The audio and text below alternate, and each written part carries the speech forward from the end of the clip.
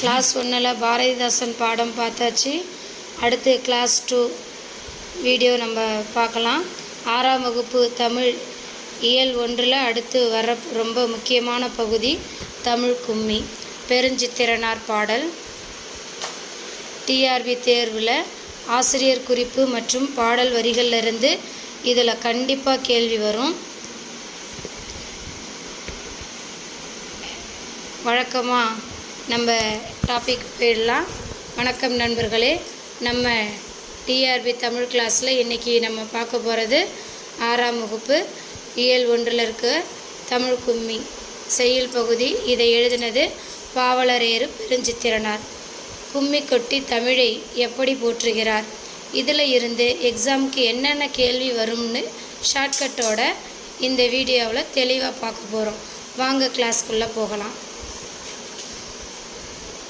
நண்பர்களே, இந்த பாடலில் பெருஞ்சித்திரனார் தமிழோட பெருமையை அழகாக சொல்கிறாரு. எக்ஸாமில் அடிக்கடி கேட்குற வரிகள் இதோ.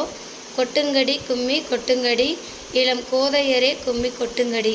இந்த கும்மி பாட்டு வரி வந்தாலே அது பெருஞ்சித்திரனார் தான். ஆழிப்பெருக்குக்கும் காலத்திற்கும் முற்றும் அழியாமலே நிலை நின்றதுவாம்.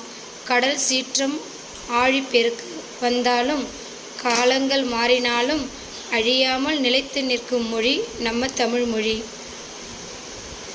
பொய் அகற்றும் உள்ள பூட்டருக்கும் தமிழ்மொழி அறியாமையை அப்படின்னா உள்ள பூட்டு நீக்கும் மொழி அப்படின்னு சொல்கிறாரு. ஆசிரியர் குறிப்பு டிஆர்பிக்கு ரொம்ப முக்கியம். இப்போது பெருஞ்சித்திரனார் பற்றி டிஆர்பியில் கேட்குற வினாக்களை பார்க்கலாம். பெருஞ்சித்திரனாரின் இயற்பெயர் துரை மாணிக்கம். இவருடைய சிறப்பு பெயர் பாவலரேறு. டிஆர்பியில் பலமுறை கேட்ட கேள்வி இது.